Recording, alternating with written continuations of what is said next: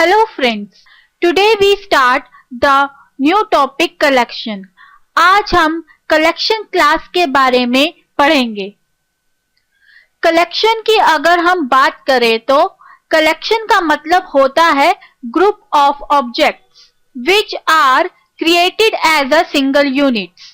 मतलब जब कभी भी हमको बहुत सारे ऑब्जेक्ट को एक कॉमन प्लेस पे संभाल के रखना हो तब हम कलेक्शन का यूज करते हैं. क्यों संभाल के रखते हैं वो कहानी अलग है. पहले तो ये पता लगे कि कलेक्शन यूज क्यों करते हैं. कलेक्शन एक फ्रेमवर्क है जिसके अंदर हमें कुछ APIs मिलेंगी. APIs is nothing, it's a collection of classes and interface. API कुछ नहीं है. API is just like a package जिसमें आपको कुछ क्लासेस एंड इंटरफेस मिलेंगे जिनका यूज करके हम बहुत सारे ऑब्जेक्ट्स को एक कॉमन प्लेस पे कलेक्ट करके रख सकते हैं. क्यों रखते हैं? इसके बहुत ज्यादा यूज है. डेवलपमेंट के अंदर जब सॉफ्टवेयर डेवलपमेंट होता है कोई भी एक ऐसा सॉफ्टवेयर डेवलप नहीं होता, चाहे वो वेब पेज हो, सॉफ्टवेयर हो या कोई स्टैंड अलोन एप्लीकेशन हो. दोनों के अंदर यानी सभी सॉफ्टवेयर्स जो जावा से क्रिएटेड होते हैं उनके अंदर कलेक्शन को बहुत ही ज्यादा यूज किया जाता है.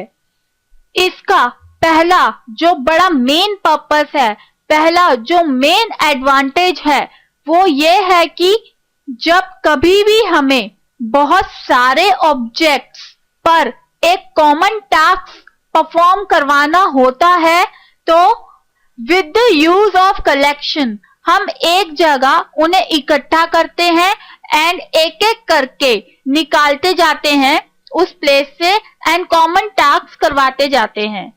तो ये काम हम बहुत ज्यादा यूज करते हैं. किसको यूज करके?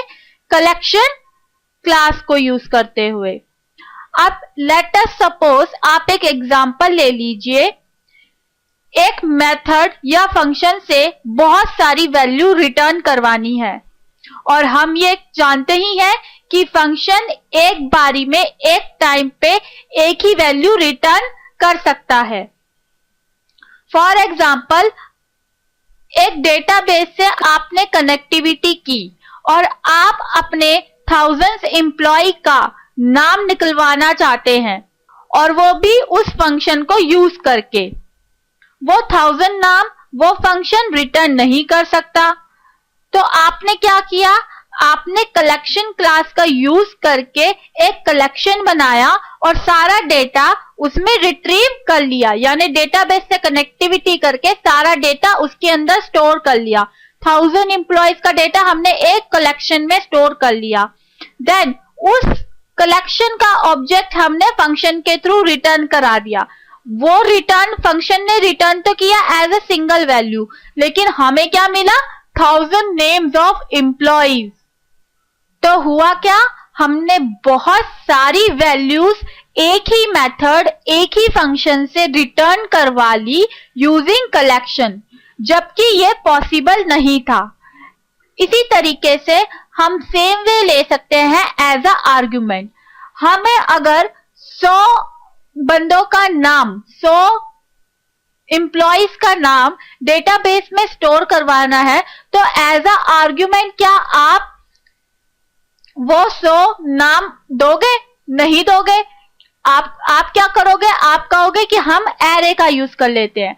पर हम एरे का यूज वहां पे नहीं करते जहां पे हमें पर्टिकुलर डेटा कितना आ रहा है ये पता ना हो, क्योंकि एरे जो है फिक्स्ड होता है. अगर मैंने इतने साइज का एरे बना दिया तो वो उतने साइज का ही एरे रहेगा.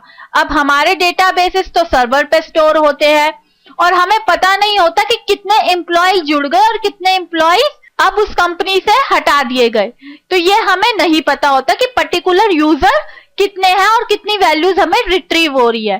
तो ऐसे डायनेमिक डेटा को जिनके साइज का हमें पता नहीं होता कि कितना हमारे पास डेटा आएगा, उसमें हम एरे का यूज नहीं कर सकते.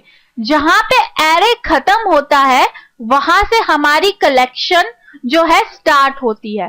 तो जब कभी भी हमें ऐसे डेटा जिसका हमें साइज ना पता हो तो उस जगह पे हम कलेक्शन का यूज करते हैं।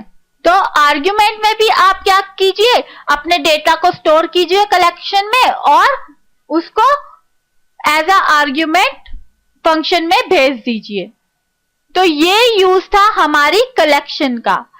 कलेक्शन के बारे में और हम जानेंगे अपने नेक्स्ट ट्यूटोरियल में। Thank you. हेलो